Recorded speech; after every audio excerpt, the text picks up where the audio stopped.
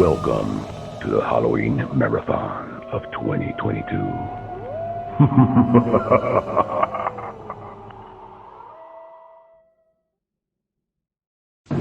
This is the Commodore Amiga 500 home and small business computer.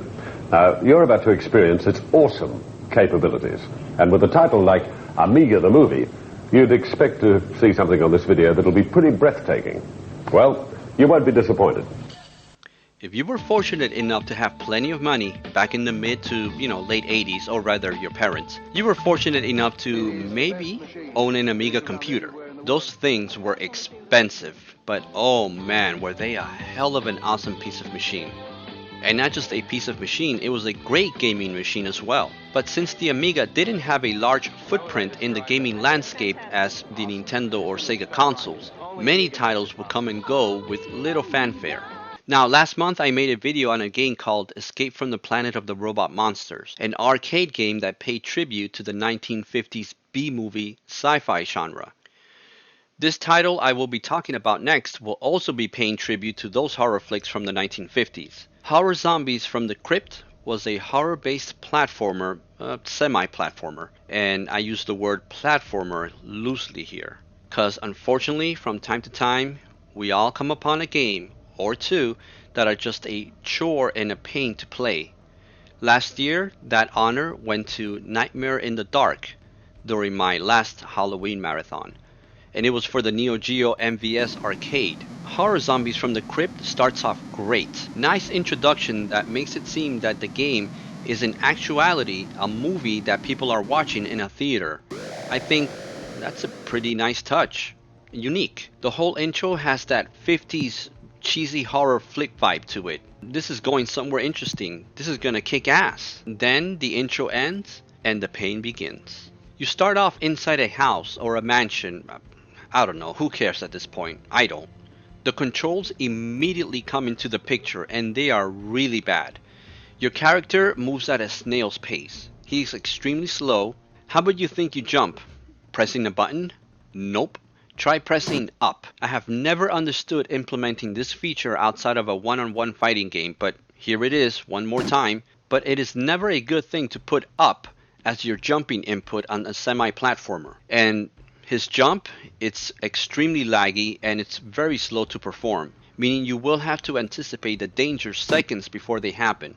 Problem with that is that your character moves so slow and objects and enemies sometimes appear out of the blue, giving you very little time to even react, much less avoid. And this results in many deaths over time. Your character also has other options, such as crouching and tiptoeing with the use of certain keys. Problem with that is that these moves are not always available to you. They only work if you collect the boots or the crawl icon. Your character has to collect special icons to do something as simple as crawling or crouching. That's just retarded.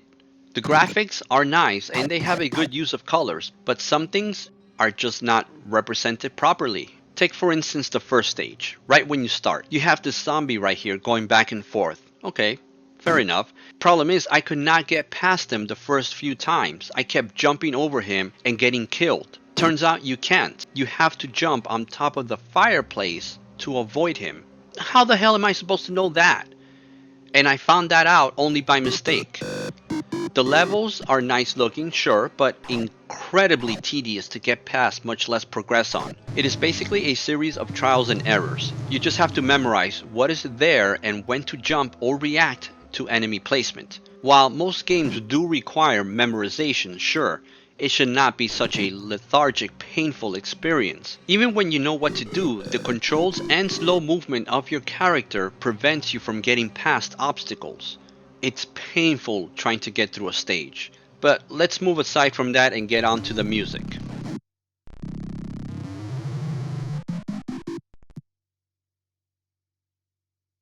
What about it? Well, there is none, other than your occasional bleep and beep from picking up items. Moving on. Okay, I'm gonna be brutally honest here. I had a horrible time playing this game. I saw pictures of it in a quick video and it seemed to be a good game. I wanted to give it a try. I've never played it before. I never even heard of it. Then when you start to control your character, those thoughts go out the window. I could not get past one whole stage during my gameplay for this video. And the way your character dies after just one hit, that's what it felt like playing this game. I only found a text manual online, and in it, the developers give you the passwords to all the levels. Even the developers themselves knew people would have a hard time playing this game. I used those passwords to show you the different parts of the game, otherwise, there was no way I would have passed the first stage. In fact, I didn't even want to. So for graphics, I'm going to give this one a 6. It has nice colors and overall graphics, and the intro is really nice, and it tricks you into a false sense of hope. Because after that intro, it's all downhill as far as gameplay. Speaking of which, the gameplay, I'm going to give this one the letter C, as in zebra. That's right. The gameplay is so atrociously bad that it doesn't even deserve a numerical digit. It's slow paced, the enemies are sometimes hard to dodge due to this, and the placement of some of the enemies in the game for cheapful deaths are plentiful. Overall, this game gets a 1 on the Halloween meter. If you like playing bad games, and I'm talking really bad games, try this one out. Otherwise, stay away. Stay far, far away from this piece of crap. And this version I'm playing here is the DOS version. The Amiga one at least has some music and a little more ambience to it from what I've seen. Unfortunately, not all games on this list are hits, and this one right here is a reminder of that. Now, join me here tomorrow for a game that will wash away that bitter taste left by this turd and remind us why the 8-bit era was truly fun for gameplay. Oh man, I gotta get away from this game fast.